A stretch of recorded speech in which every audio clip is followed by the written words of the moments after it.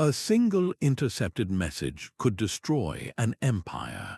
For thousands of years, the fate of nations rested on codes and ciphers, the silent guardians of state secrets. This journey will reveal 25 ancient cryptographic systems that protected everything from royal decrees to battlefield commands. You will discover the ingenious methods that shaped history and built the foundation for our digital security today. How did a simple leather strip protect Spartan military orders? What mysterious manuscript has resisted every modern attempt to read it? The answers lie in the hidden language of power, a language we are about to decipher together.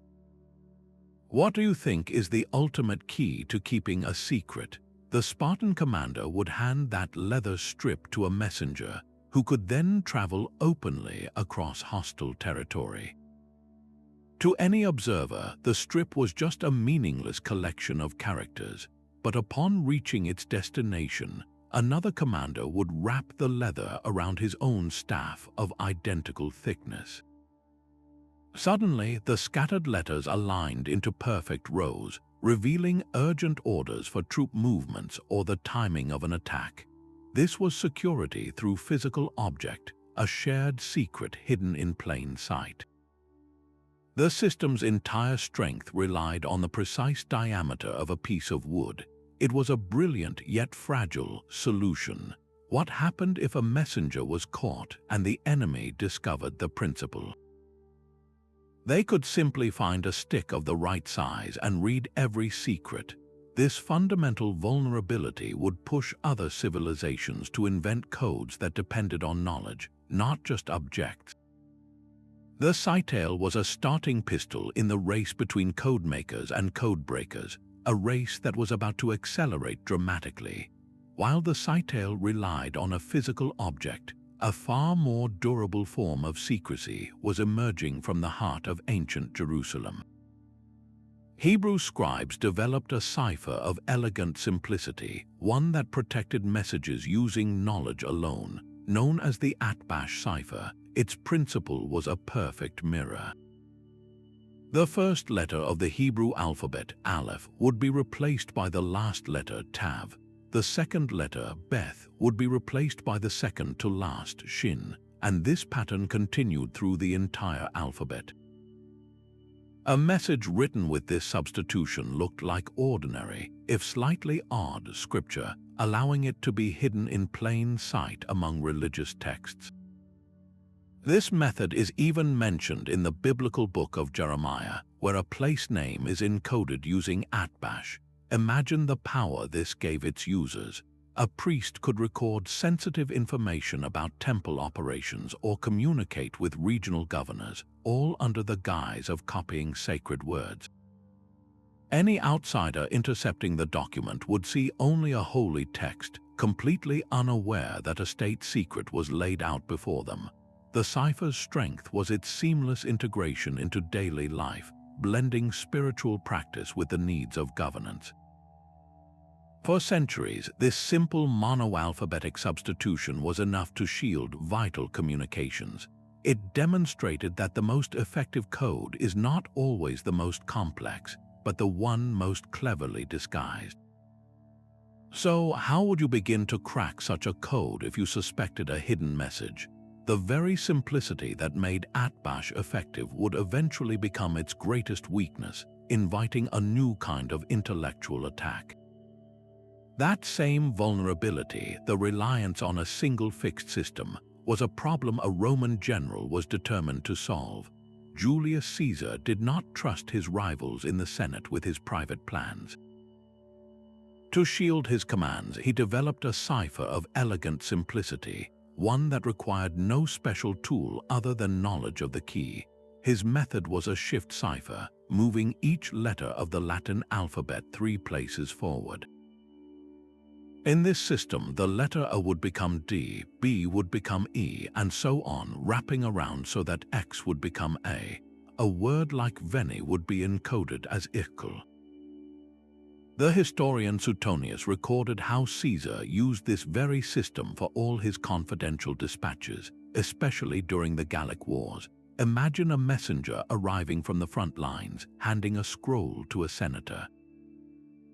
The senator sees only gibberish, a string of seemingly random letters, but a trusted officer, knowing the secret of the three-place shift, could quickly decipher the true message, revealing troop strengths, supply requests, or the location of the next attack.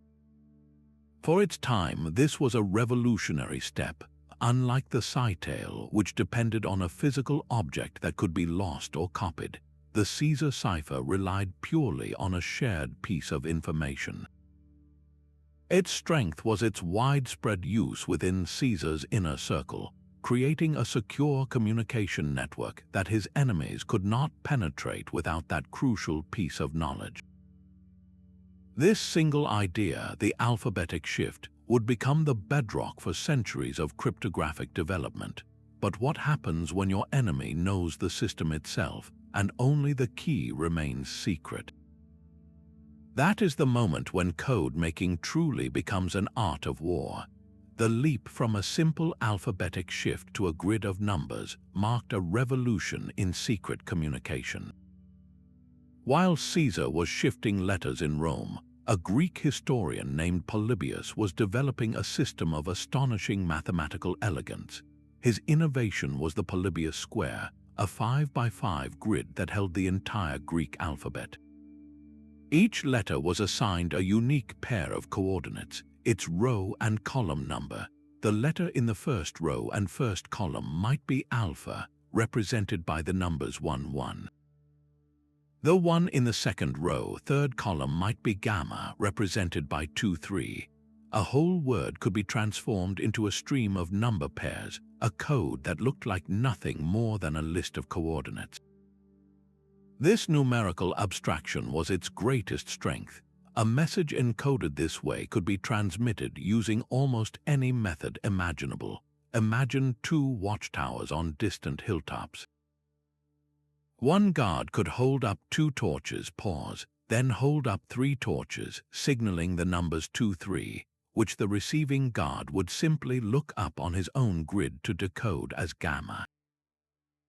The same number pairs could be tapped on a shield, beaten on a drum, or even signaled with flags. This was not just a cipher, it was a true communication protocol, divorcing the message from any specific language or alphabet and reducing it to pure, transmittable data.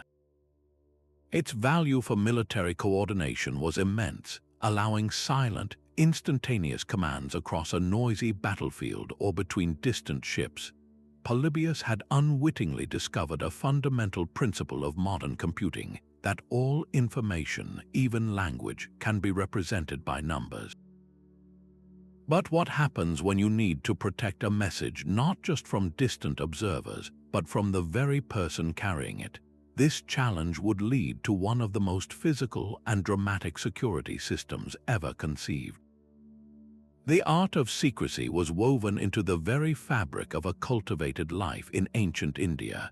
Within the Kama Sutra, Vatsyayana's renowned guide to the 64 arts, one could find instructions not only for music and conversation, but for mastering clandestine communication. This was not a simple cipher for generals, but a sophisticated toolkit for aristocrats, enabling lovers to arrange discreet meetings and political allies to share sensitive information under the guise of ordinary correspondence. The text detailed complex substitution methods where vowels and consonants could be systematically swapped, or where words were encoded using lists of seemingly innocuous objects. A message about a secret rendezvous might appear to be a mundane shopping list for flowers or spices, its true meaning accessible only to someone who knew the key. This integration of cryptography into a guide for daily life reveals a profound truth. In ancient India, the ability to conceal information was considered as essential a social skill as poetry or dance, a necessary defense in the intricate and often dangerous games of courtly life. The very same technique that protected a romantic secret could just as easily shield the details of a fragile political alliance. How do you hide a message? You make it look like something else entirely, something so ordinary it becomes invisible. This principle of hiding in plain sight would find one of its most baffling expressions centuries later, not in a text of worldly wisdom, but in a book that appears to be written in no language at all. Sometimes the most secure message is the one nobody knows exists. In the 5th century before the Common Era, as Greek city-states chafed under Persian rule, a man named Hippias needed to send a dangerous command to his son-in-law, Aristagoras. The command was to begin a revolt, a message that could not be written on any tablet or scroll. Herodotus, the great historian, tells us what happened next. Hippias selected a trusted slave. He shaved the man's head completely bare, and then he tattooed the secret message directly onto the slave's scalp. He then did the one thing that required immense patience. He waited for weeks or even months until the slave's hair had grown back completely concealing the tattoo. Only then was the slave sent on his journey. To any Persian guard who might stop him, he was just another slave carrying nothing of value. The message was not encoded, it was physically hidden, a technique we now call steganography. The system was perfect because it concealed the very fact that a message was being sent at all. Upon reaching Aristagoras, the slave's head would be shaved once more, and the urgent call to rebellion would be revealed. This method's brilliance lay in its understanding of human nature. An enemy might search a messenger's belongings, but who would think to search under his hair? The security came from the messenger's own body becoming the container, a living, breathing secret. This represents a completely different philosophy of secrecy. It is not about scrambling a message's content, but about making the message itself disappear until the exact right moment. So what happens when you combine this need for perfect concealment with the intellectual challenge of a complex code? The result would be a puzzle that has remained unsolved for centuries. A new era of secrecy began with the quiet turning of 2 copper discs. In 15th century Italy, the brilliant mind of Leon Battista Alberti conceived a device that would shatter the limitations of every cipher that came before it. He crafted 2 concentric discs, one smaller mounted upon a larger, each rim carefully inscribed with a scrambled alphabet. By rotating the inner disc to a new position, the entire relationship between the original and encoded text would shift. This was the first polyalphabetic cipher, and its genius was in its motion. A single letter, like E, might be encoded as a K at the start of the message, but after a few words, the discs could be turned, and that same E would now be represented by an entirely different letter, perhaps an R. Alberti himself called this the writing of the gods, a system so powerful it seemed divinely unbreakable. For the first time, the concept of an encryption key was born. The starting alignment of those 2 disks was the shared secret, the key that unlocked the entire system. A message could only be deciphered by someone who possessed an identical disk and, crucially, knew the initial setting. This single invention rendered simple substitution ciphers like Atbash and Caesar obsolete against any serious code breaker. The security no longer relied on keeping the method a secret, but on keeping a single, changeable piece of information secure. How could an enemy possibly decode a message where the rules changed mid-sentence? Alberti's copper disks created a cryptographic labyrinth with shifting walls, a puzzle that would defy solution for generations and set the stage for every complex cipher that followed. Alberti's shifting disks introduced a new kind of intellectual warfare, but a contemporary of his took secrecy in a completely different direction. Girolamo Cardano, a brilliant and often troubled Italian mathematician, devised a system that hid a message not in code but in plain sight. His invention was the Cardano Grille, a simple piece of cardboard or parchment with a series of rectangular holes cut into it. The method was deceptively elegant. First, the sender would write a genuine, harmless letter, perhaps about the weather or family news. Then they would place the grille over the blank paper and write the real, secret message through the holes. Once the grille was removed, the sender would fill in the remaining blank spaces with more innocent text, weaving the secret words into a longer, completely ordinary-looking document. The result was a letter that could be read in two entirely different ways. To any casual observer or intercepting agent, it was a boring, perhaps poorly written personal note. But to the intended recipient who possessed an identical grille, placing it over the letter would instantly mask the decoy text, revealing only the crucial words shining through the windows. A sentence like "the market for spices is volatile, wait for the harbor patrol" might conceal the command "harbor patrol volatile." This was steganography perfected, creating perfect deniability. A spy caught with such a document could honestly claim it was just a mundane report because on its surface, that is exactly what it was. The security lay not in scrambling the message, but in making it indistinguishable from noise. How could an enemy even begin to look for a message that was not hidden, but simply blended in?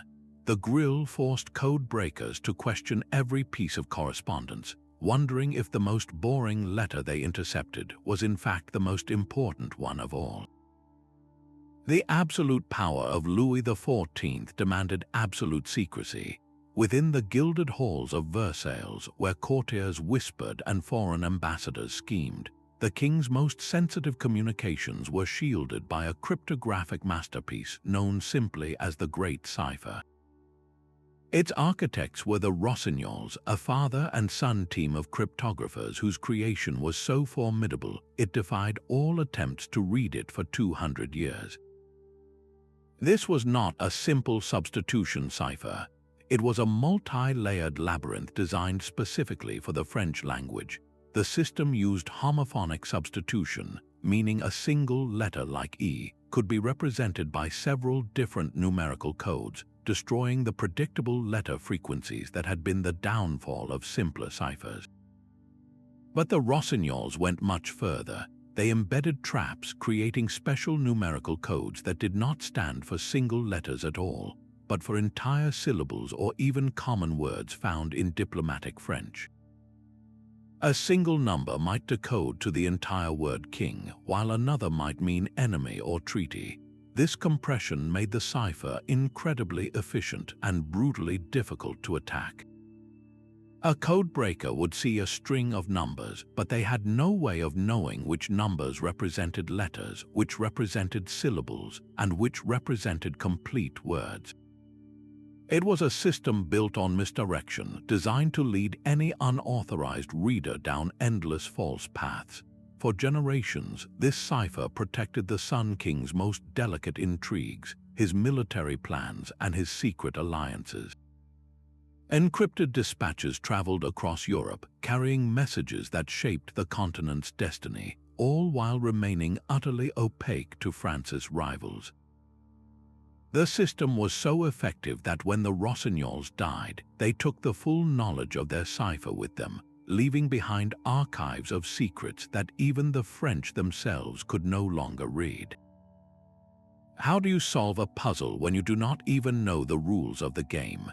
The answer would only emerge through a monumental effort in the 19th century, when a determined cryptanalyst finally pierced the veil, not through sheer force, but by guessing a single, crucial word. This demonstrates a profound truth about codes. Their strength is not always eternal, but it can be so vast that it outlives the very empires they were built to protect. While the Rossignols were building ciphers for a king, another kind of secrecy was flourishing in the private meeting halls of Europe. Fraternal organizations like the Freemasons developed their own intricate symbolic systems to protect their rituals and internal communications. Their methods were not just about scrambling letters, they were about embedding meaning within a shared visual language.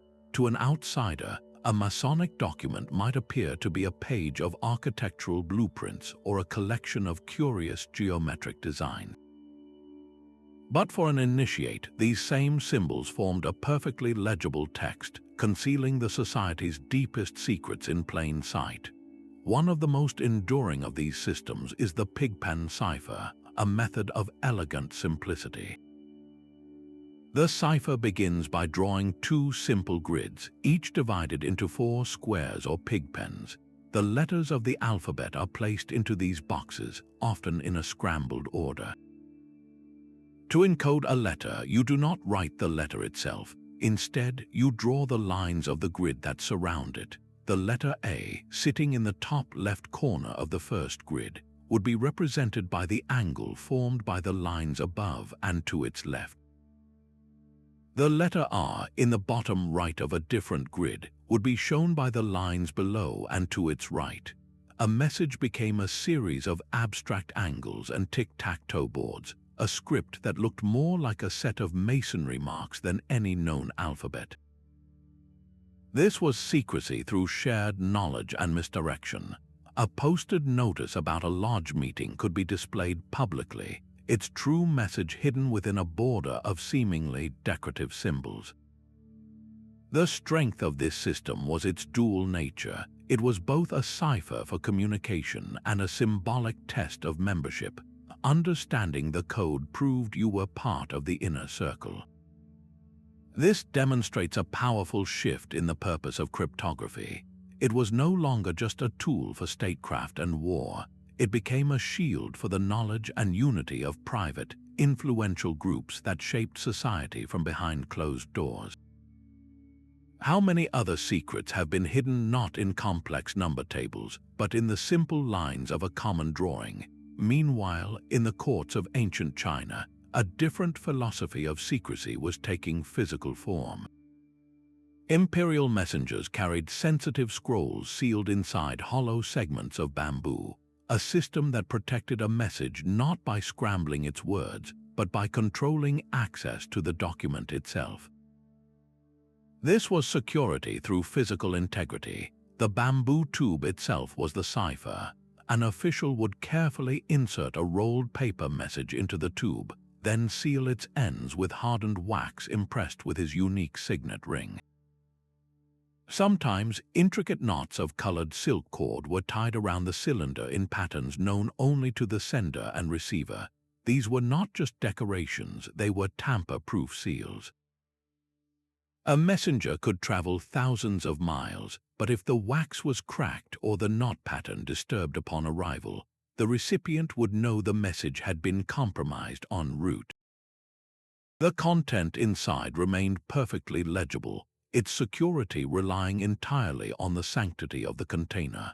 This method highlights a fundamental division in the art of secrecy. Is it better to hide the meaning of a message or to protect the message itself from falling into the wrong hands? The Chinese bamboo tube answered with emphatic physicality. It emphasized authentication and integrity over obfuscation, ensuring that a command from the emperor was not only private but also verifiably genuine.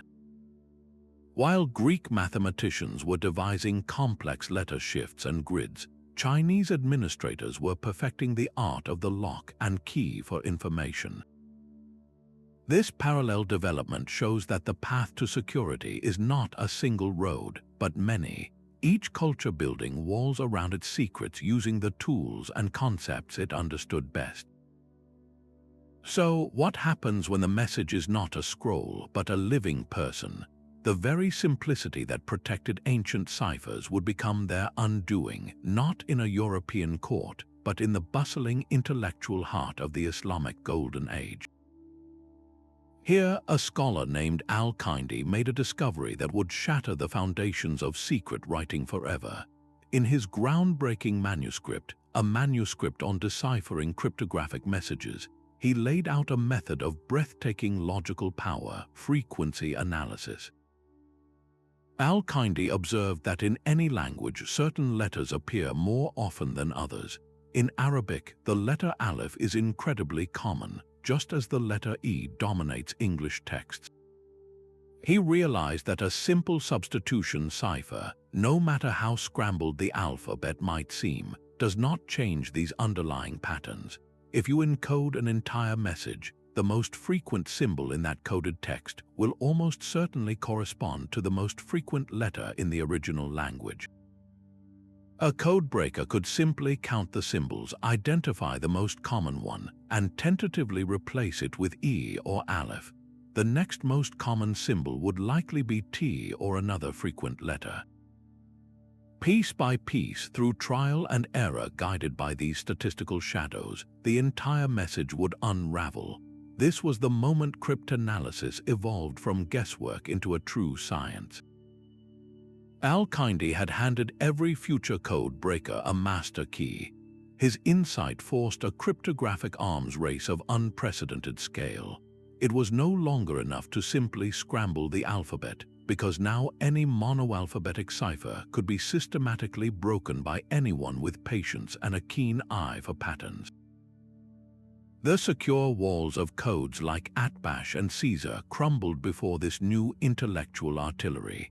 How could you possibly design a cipher that hid not just the letters, but their natural rhythms? The answer to that question would consume brilliant minds for centuries, pushing them toward the polyalphabetic complexity that Alberti had only just begun to imagine. This endless duel, this dance between making codes and breaking them, was the very engine of progress, proving that a secret's greatest enemy is often not a spy, but a scholar. Yet the ultimate unreadable book contains no bamboo tubes or wax seals, only a mystery penned in a language that may not exist. The Voynich Manuscript is a codex of profound silence, a 200-page volume written entirely in an unknown script and illustrated with impossible botany and celestial charts. Since its rediscovery in the early 20th century, this artifact has defied every attempt to understand it. The text flows in a graceful, consistent hand, suggesting a real language with its own rules and structure, yet not a single word has ever been verified. Its pages are filled with illustrations of plants that do not grow on Earth, intricate astrological diagrams of unfamiliar constellations, and curious drawings of nude women bathing in what appears to be a system of green, interconnected pools. Is it a lost herbal manual, a treatise on forgotten medicine, or the secret notebook of a Renaissance alchemist encoding his recipes? The most advanced code-breaking techniques of the modern era, from military intelligence algorithms to artificial intelligence, have all failed to find a pattern that cracks its code. Some researchers argue it is an elaborate, meaningless hoax crafted to deceive a wealthy patron, a 15th-century forgery. Others propose it represents a completely lost language or even a personal cipher system so complex that the key died with its author. This book is more than a cipher, it is a mirror reflecting our own desire to solve the unsolvable.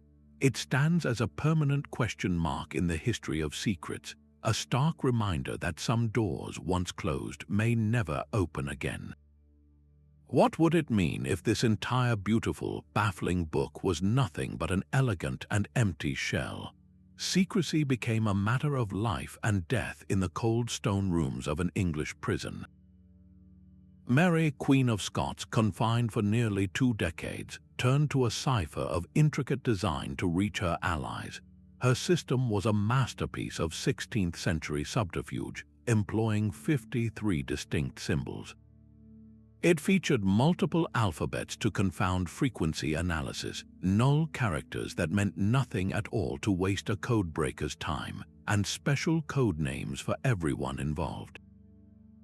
Queen Elizabeth I was known simply as the Tyrant, while Mary herself was labeled as the Merchant. Her most secret messages were sewn into the waterproof lining of beer barrel stoppers, smuggled out past her guards. For a time, this complex web of symbols provided a lifeline, connecting her to Anthony Babington and his conspirators as they plotted her rescue and Elizabeth's overthrow. Yet every message was a gamble. Sir Francis Walsingham, Elizabeth's spymaster, was not merely intercepting these letters, he was patiently collecting them.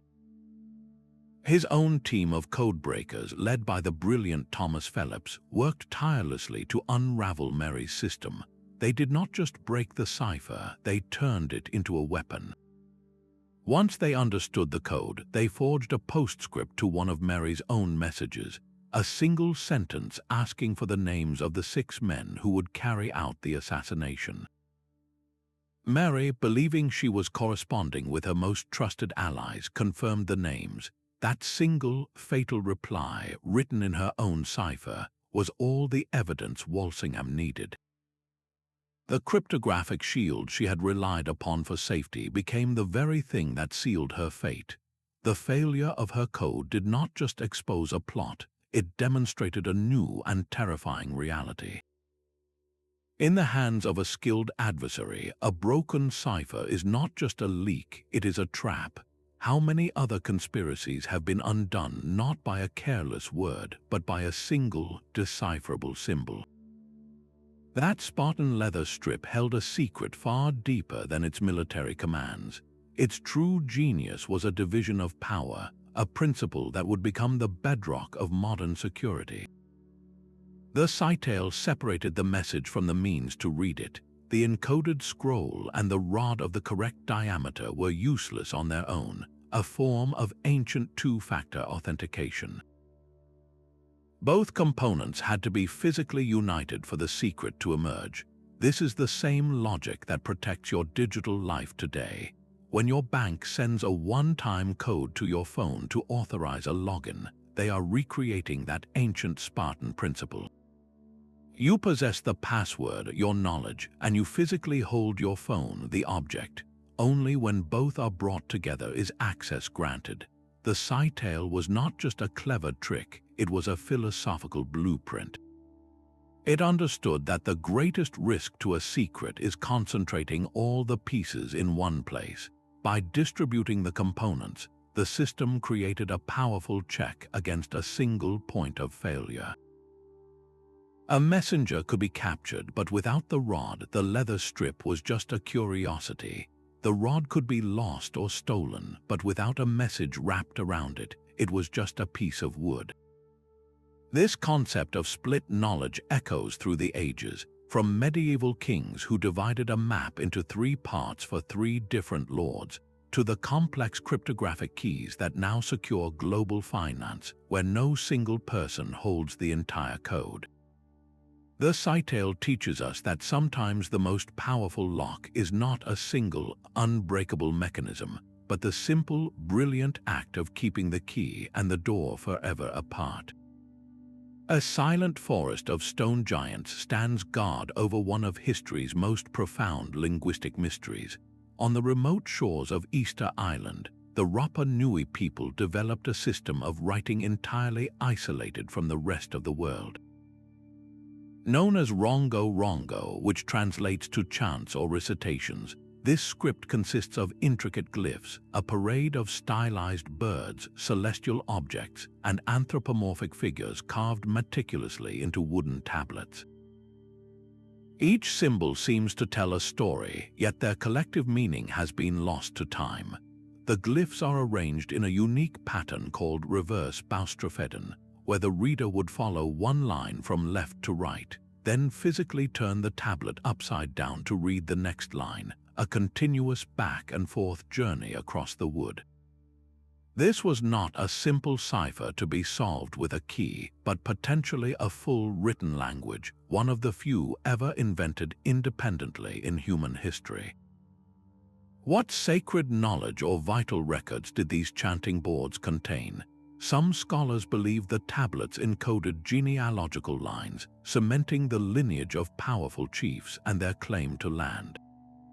Others propose they held religious chants, preserving the exact words of rituals meant to appease the gods.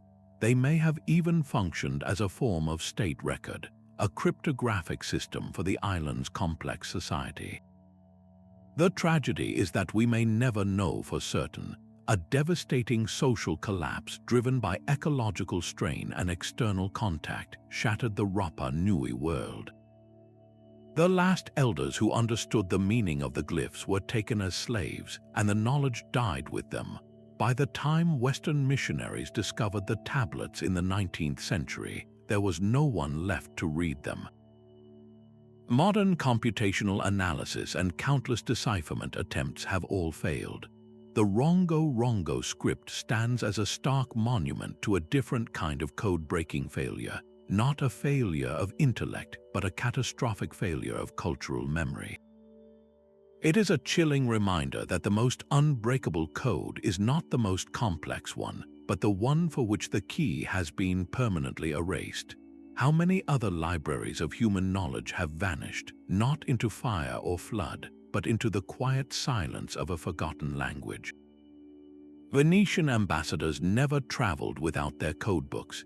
The most serene Republic of Venice understood that its vast commercial empire, a web of trade routes stretching from London to Alexandria, was built not just on ships and spices but on the secure flow of information. At the heart of this intelligence machine was the Venetian Chancery, a bureaucratic hub housing a dedicated department of cryptographers. Their primary tool was the Nomenclator, a cryptographic document far more sophisticated than a simple substitution cipher. A typical Venetian nomenclator was a small, meticulously organized book. It began with a syllabary, listing common syllables with their corresponding numerical codes. Following this was the heart of the system, an extensive vocabulary where hundreds of sensitive words, names, and phrases were each assigned a unique code number. The word for king might be 472. The Doge of Venice himself could be encoded as 101. Entire phrases like war has been declared or the price of pepper has fallen were reduced to a handful of digits. This was a system built for the complex language of statecraft, compressing long, nuanced diplomatic reports into dense blocks of numbers. A single encoded dispatch from a Venetian ambassador in Constantinople could contain a complete analysis of Ottoman court politics, details of a secret trade negotiation, and a request for funds, all appearing to the untrained eye as a dry accounting sheet. The security was in constant evolution. As codes were occasionally broken or suspected of being compromised, the Chancery would issue entirely new nomenclators to its agents abroad, a logistical nightmare that proved their absolute commitment to secrecy. This endless cycle of creation and replacement shows us the birth of modern cryptographic key management. How do you maintain a secret conversation across thousands of miles and over many years? You must be willing to change the language of secrecy itself again and again. The survival of these encoded documents in Venetian archives offers us a priceless window into this world, a silent testament to the codes that protected the whispers shaping the Renaissance. Deep within the humid embrace of the Mesoamerican jungle, a different kind of stone was speaking. The Maya did not just carve history into their towering stelae. They wove it into a writing system of such profound complexity that it functioned as a natural cipher, locking knowledge away from all but a chosen few. This was not a simple alphabet, but a dazzling fusion of logographic and syllabic elements. A single glyph could be read in multiple ways. It might represent an entire word, like jaguar, or it could break down into phonetic syllables to spell out a ruler's name. This inherent flexibility was its first layer of defense. A court scribe recording a king's divine right to rule could employ rare, archaic logographs known only to the highest priests and nobles. The same royal decree, if written for a broader audience, might be rendered with more common phonetic signs. The system allowed the elite to control the flow of information with breathtaking precision. The arrangement of the glyphs themselves added another layer of mystery. They were often grouped in intricate columns or blocks, and their reading order was not always straightforward. A text could be designed to be read in a specific sequence, a sequence known only to the initiated, turning a public monument into a private communique. Imagine a stone pillar erected in a central plaza, its surface covered in beautiful, swirling glyphs. To the common farmer, it was a sacred and powerful object, a testament to the king's glory. But to a visiting diplomat from a rival city-state, or a high priest from a distant temple, that same pillar could reveal precise details about military alliances, tributary demands, or the secret rituals that legitimized the ruler's power. The writing itself was the cipher, and the key was an entire education reserved for the aristocracy. This was secrecy baked into the very structure of language, a cryptographic system that doubled as a formidable tool of social control. It makes you wonder how much of what we see in the ancient world was a public display designed to conceal a deeper, more dangerous truth. A single drop of invisible ink could shield a revolutionary idea from the fire.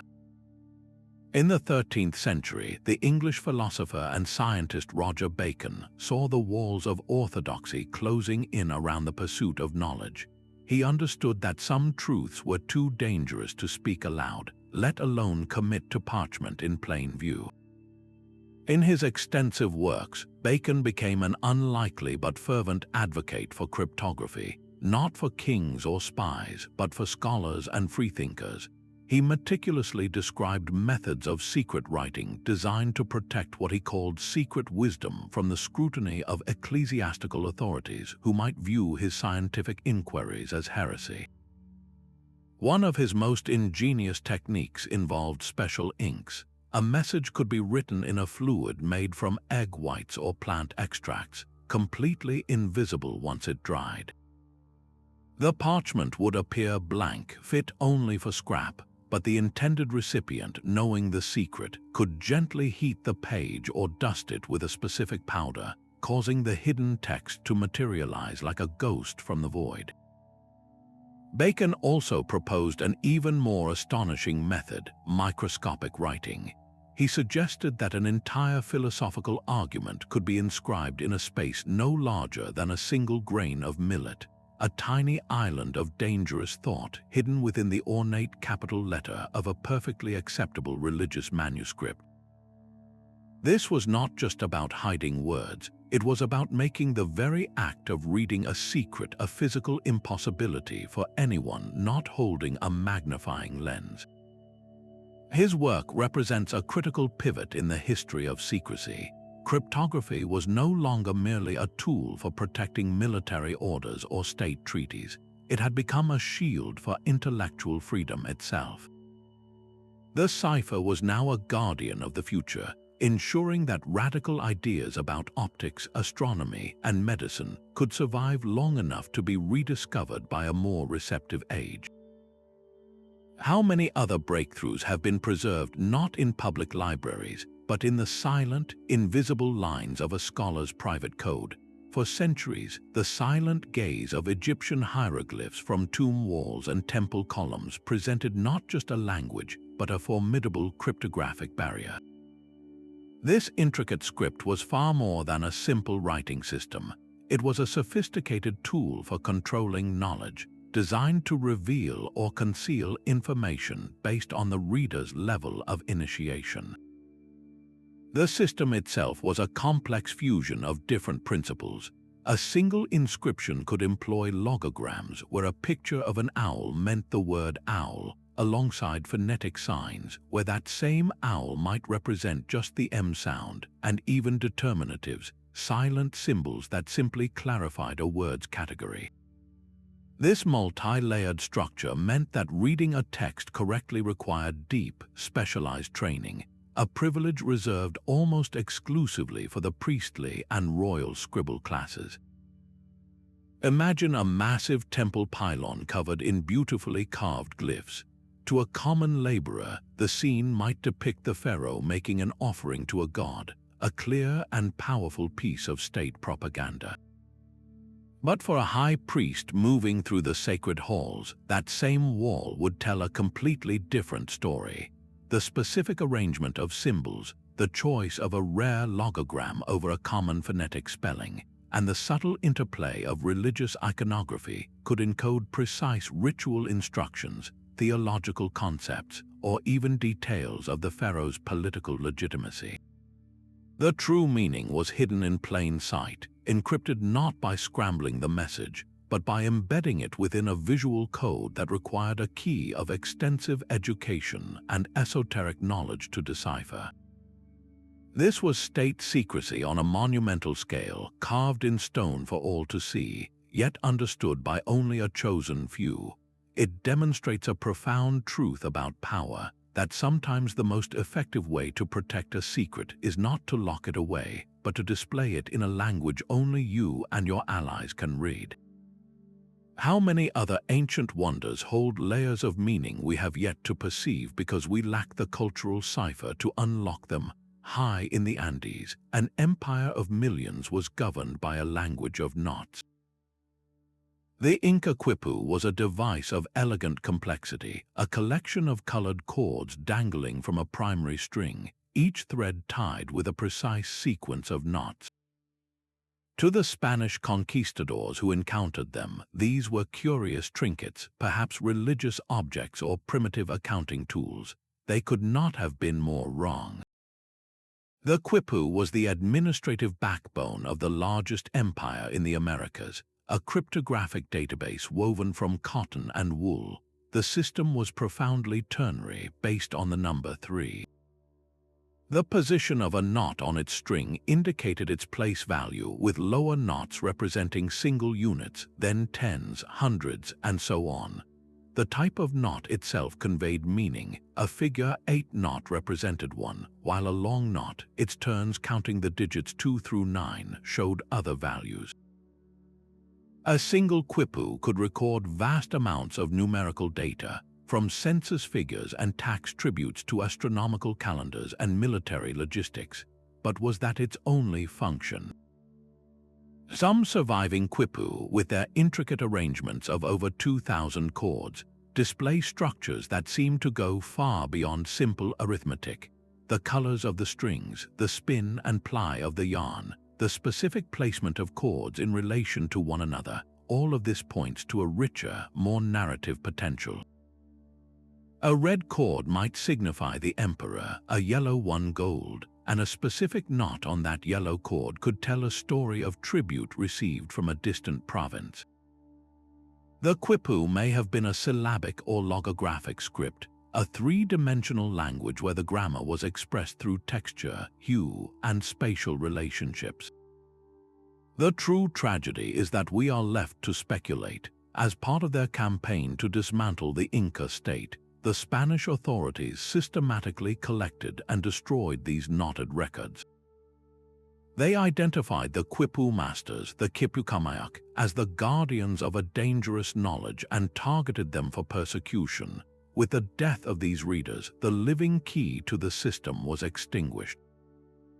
We are left with the physical artifacts, beautiful and silent, like a library where every book is locked and the last librarian is gone. The Quipu stands as a haunting reminder that a cipher is more than just a code. It is a worldview, a way of structuring reality that can be utterly lost when the voices that understood it are silenced forever. What histories and stories are tied into those silent knots, waiting for a key we may never find? The intellectual duel between codemaker and codebreaker escalated into a quiet war fought in the cipher rooms of every European court.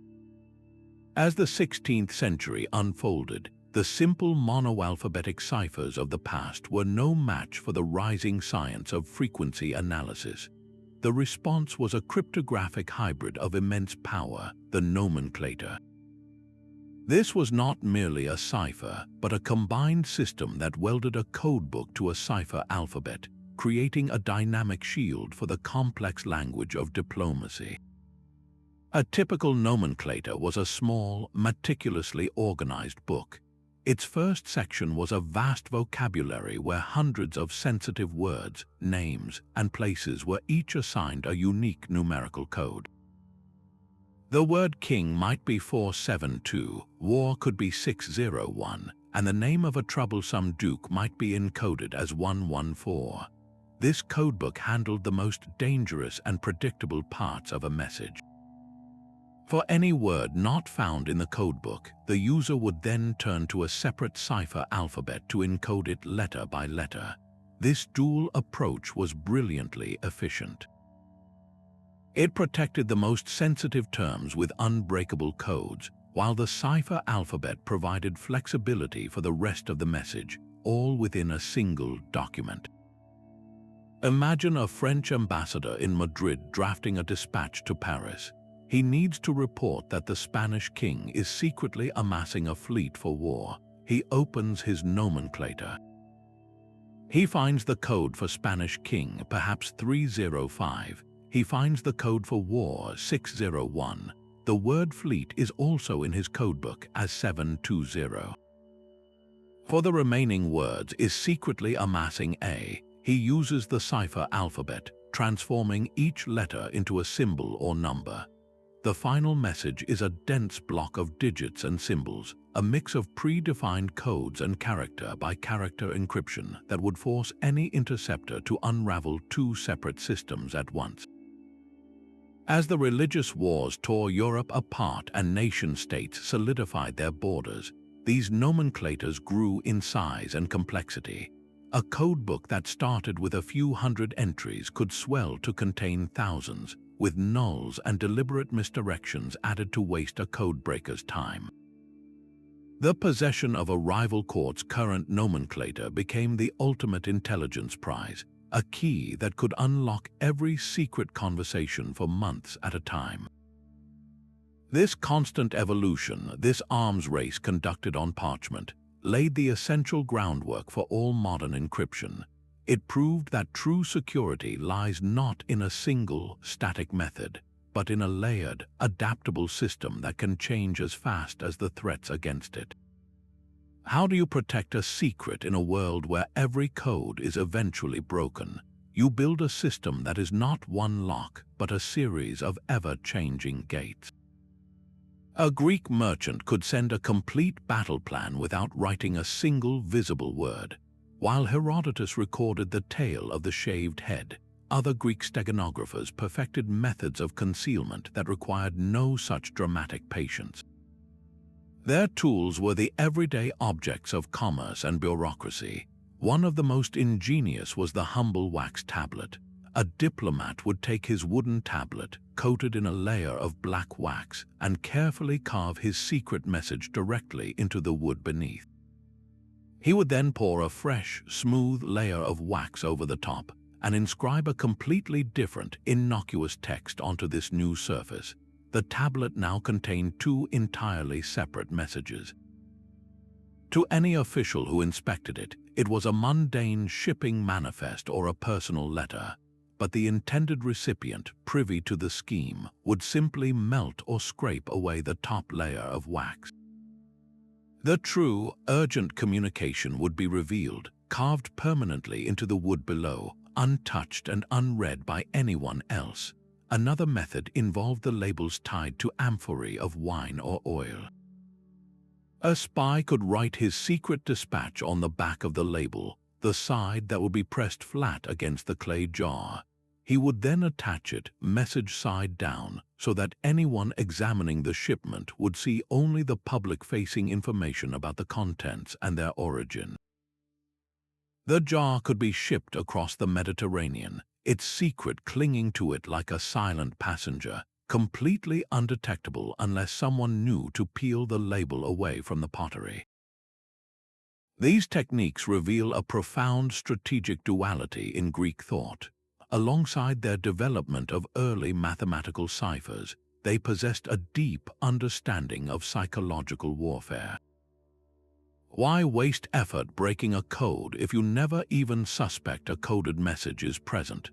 Their brilliance lay in embedding secrets within the utterly ordinary, trusting that the best hiding place is not a locked box, but a busy marketplace. This approach created a powerful layered defense, where the existence of the message itself was the first and most important secret to keep. How many other vital communications from the ancient world have survived to this day, not hidden in vaults, but simply waiting on the back of a forgotten piece of parchment for someone to think to look? A community under pressure learns to write in shadows. For Jewish scholars and leaders scattered across the diaspora, the need to protect sacred and sensitive texts from confiscation or destruction fueled a remarkable tradition of cryptographic innovation. This was not merely about hiding messages, it was about preserving an entire way of life. Their systems, deeply rooted in the structure of the Hebrew language itself, turned scripture into a vault. One of the most profound methods was Timura, a system of letter permutation that went far beyond a simple shift. Timura involved systematically interchanging pairs of letters according to set rules, effectively creating a new, secret alphabet for each application. A common form might swap the first and last letters of the alphabet, the second and the second to last, and so on. A clear evolution of the ancient Atbash principle, but with endless variation. This allowed a rabbi in one community to encode a controversial legal opinion, while his counterpart in another city, knowing the specific permutation key, could decipher it, all while the document appeared to be an ordinary, if slightly garbled, religious commentary to any prying eyes. But the most spiritually resonant cipher was Gematria, the practice of assigning numerical values to letters. In Hebrew, every letter has a number, so every word has a sum. A sensitive piece of information, like the name of a community leader targeted by authorities, would not be written directly. Instead, the writer would substitute another word or phrase that shared the same numerical value. The true meaning was hidden within a web of mathematical and mystical equivalents. A message discussing the arrival of a shipment of wine might actually be referring to a shipment of weapons if both words shared the same geometric number. This practice allowed for layers of hidden meaning to be embedded within religious texts themselves, concealing discussions of messianic movements or plans for political resistance within interpretations of the Torah. The true genius of this tradition was its seamless integration. A page filled with these codes looked no different from any other page of Talmudic debate or Kabbalistic meditation. The cryptography was woven into the fabric of study and prayer, making the act of secrecy an act of faith. How many histories of survival and resistance are still waiting, encrypted, in the margins of ancient manuscripts? Across the ocean, the painted books of Mesoamerica held secrets in plain color and form. In the vibrant cultures of the Aztecs and Mixtecs, writing was a sacred art, a fusion of image and symbol that could convey everything from a tax record to a creation myth. Their codices were not simple picture books, they were sophisticated documents where meaning was layered and deliberately controlled. A trained scribe or tlacuilo did not just draw what he saw, he encoded what he knew. The system relied on a rich vocabulary of standardized pictograms, a glyph for a city, a symbol for a ruler, an illustration for a specific type of tribute like a bundle of quetzal feathers or a jade bead. But the true cryptographic element lay in the contextual clues and deliberate abstractions that modified these core images. The placement of a footprint leading from one glyph to another could signify a journey or a military conquest. A specific speech scroll emanating from a deity's mouth might encode a particular prophecy or legal decree, its meaning known only to priests. The way a figure was seated, the direction it faced, even the colors used in its headdress, all of this added nuance that transformed a public record into a classified document. A page that appeared to a common soldier as a simple list of conquered towns could, to a high priest or a royal governor, reveal the precise lineage of a subjugated king, the annual tribute owed by that province, and the astrological portents under which the victory was achieved.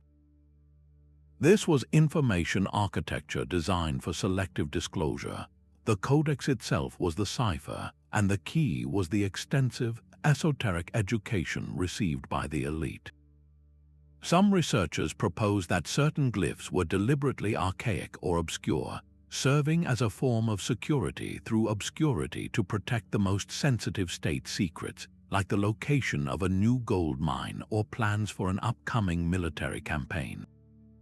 The Spanish conquerors, in their campaign to dismantle these societies, systematically burned these codices by the thousands, recognizing them not as primitive art but as repositories of power and memory.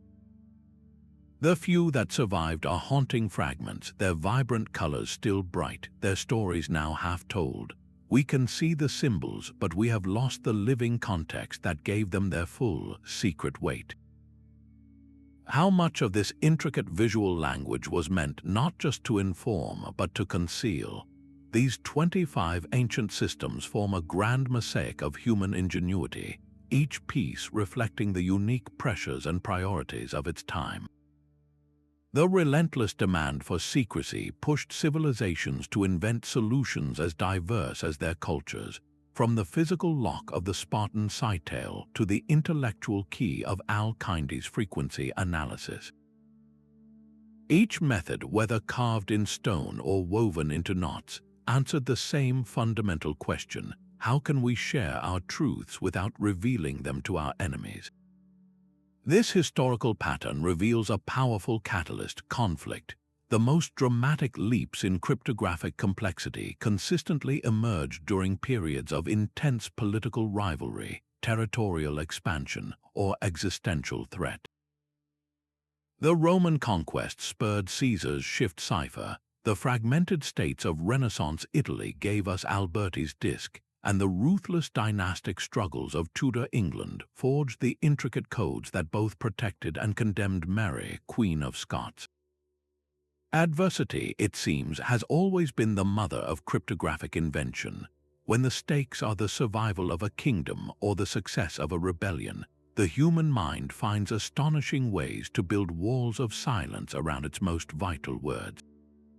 This enduring dance between maker and breaker, stretching back thousands of years, laid the entire foundation for our modern world of digital encryption. What other hidden patterns might we uncover if we listen to the whispers of these ancient codes, from the leather strips of Spartan commanders to the complex nomenclators of Renaissance diplomats? These 25 ancient codes and ciphers chart a timeless human quest. They were the silent guardians of royal decrees, battlefield strategies, and the fragile whispers of rebellion, each one a testament to the enduring need to shield truth from rival eyes. Whether carved into Mayan stone, woven into Inca knots, or hidden behind the wax of a Greek tablet, every system served its moment in history, protecting the communications that built empires and toppled kings. Our modern world of digital encryption, with its complex algorithms and vast computing power, may seem a universe away from these ancient beginnings. Yet every secure message we send today is built upon the very principles these innovators first discovered: substitution and transposition, steganography, and the careful control of access. We are still answering the same fundamental question they faced: how to share a secret in a hostile world. The tools have changed, but the duel between those who build walls of silence and those who seek to tear them down remains the same driving force of progress. As we continue to navigate our own information age, we stand on the shoulders of these cryptographic giants. Their ingenuity forged